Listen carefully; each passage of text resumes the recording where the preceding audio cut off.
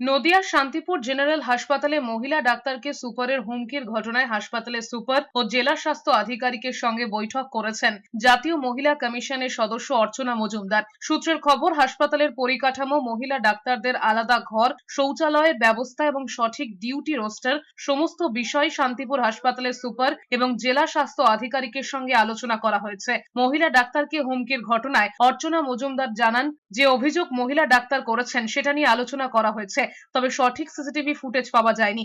চেষ্টা করা হচ্ছে বিষয়টা নিয়ে বিভাগীয় তদন্ত করার, তবে এই বিষয়ে বলার কিছু নেই। তার কারণ, মহিলা ডাক্তারের সঙ্গে ইতিমধ্যে কথা বলে এসেছেন, তার বাড়িতে চেষ্টা করা হচ্ছে তিনি যেন অন্যত্র বদলি হয়ে যেতে পারেন। স্টাফ যারা রয়েছেন তাদের সেফটি সিকিউরিটির ব্যাপার নিয়ে এবং হাসপাতালের আদার সার্ভিস এবং যে রাত্রির সাথী প্রোগ্রামটা হচ্ছে সেটার জন্য আমরা যে লেডি নার্সিং স্টাফ বা ডক্টরসের জন্য একটা রাত্রে শোয়ার জায়গা এবং অ্যাটাচ টয়লেট, এই IPD, OPD, emergency service, labour room ইত্যাদি নিয়ে কথাবার্তা উনি বলবেন এবং